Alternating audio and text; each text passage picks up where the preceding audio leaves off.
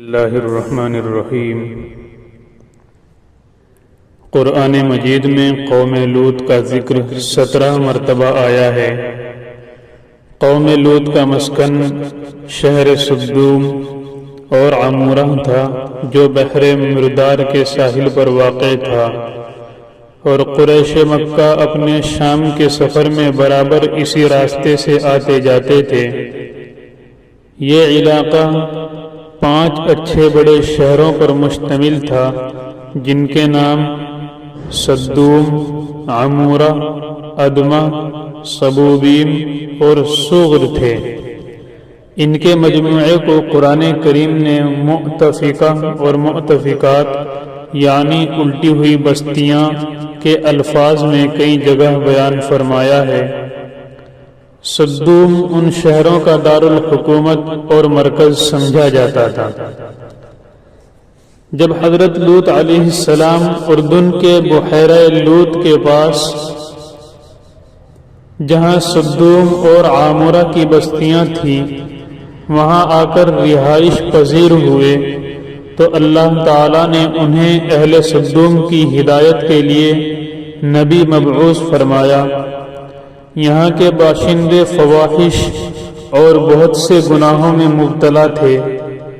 دنیا کی کوئی ایسی برائی نہیں تھی جو ان میں موجود نہ ہو۔ یہ دنیا کی سرکش، متمرد اور بد اخلاق قوم تھی۔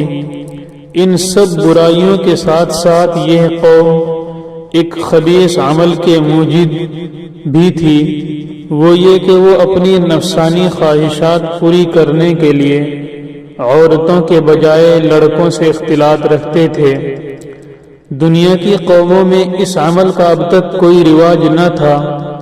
یہی وہ بدبخت قوم تھی جس نے اس ناپاک عمل کو شروع کیا تھا، اور اس سے بھی زیادہ بے حیائی یہ تھی کہ وہ اپنی اس بد کرداری کو عیب نہیں سمجھتے تھے، بلکہ کھلم کھلا فخر کے ساتھ اس کو کرتے رہتے تھے۔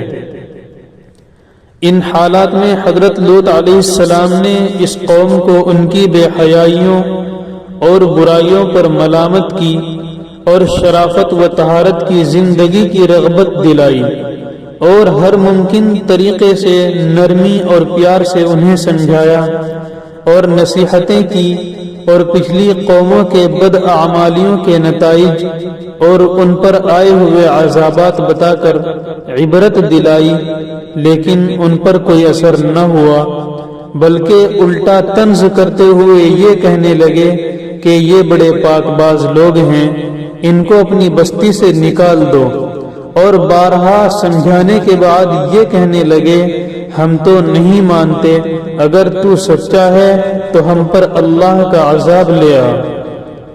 ادھر یہ ہو رہا تھا، اور دوسری جانب حضرت ابراہیم علیہ السلام کے پاس اللہ کے فرشتے انسانی شکل میں آئے۔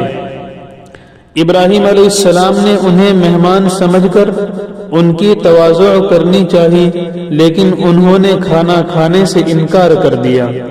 یہ دیکھ کر حضرت ابراہیم علیہ السلام سمجھے کہ یہ کوئی دشمن ہے جو حسب دستور کھانے سے انکار کر رہا ہے، اور پریشان سے ہو گئے۔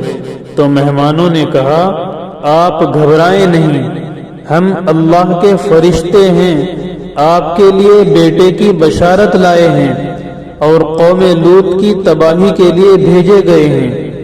ابراہیم علیہ السلام نے فرمایا تم ایسی قوم کو ہلاک کرنے جا رہے ہو جس میں لوط علیہ السلام جیسا خدا کا برگزیدہ نبی موجود ہے؟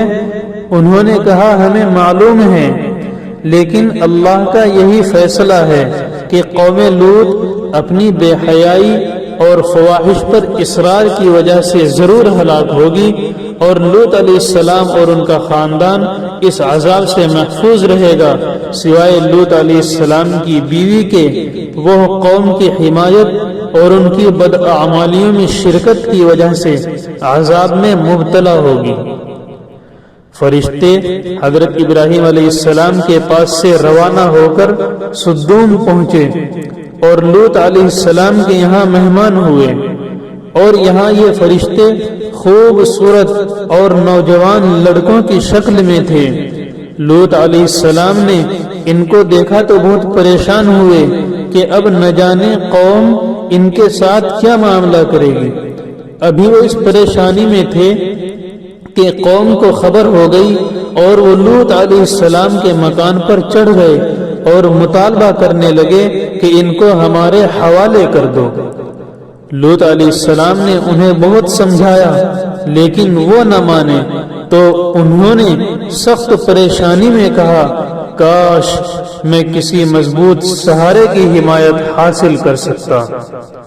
فرشتوں نے ان کو پریشان دیکھ کر کہا کہ آپ گھبرائیں نہیں، ہم انسان نہیں ہیں بلکہ اللہ کی طرف سے بھیجے ہوئے فرشتے ہیں اور ان کے عذاب کے لیے نازل ہوئے ہیں۔ آپ راتوں رات اپنے خاندان سمیت یہاں سے نکل جائیں۔ تو فرشتوں کے پیغام کے بعد لوط علیہ السلام اپنے خاندان سمیت بستی سے نکل کر سدوم سے رخصت ہو گئے، اور ان کی بیوی نے ان کی رفاقت سے انکار کر دیا اور یہیں رہ گئی۔ جب رات کا آخری پہر ہوا تو عذاب شروع ہو گیا۔ سب سے پہلے ایک سخت ہیبت ناک چیخ نے ان کو تہو بالا کر دیا، پھر ان کی آبادی کو اوپر اٹھا کر زمین کی طرف الٹ دیا گیا، اور پھر اوپر سے پتھروں کی بارش نے ان کا نام و نشان مٹا دیا، اور گزشتہ قوموں کی طرح یہ بھی اپنی سرکشی کی وجہ سے انجام کو پہنچے۔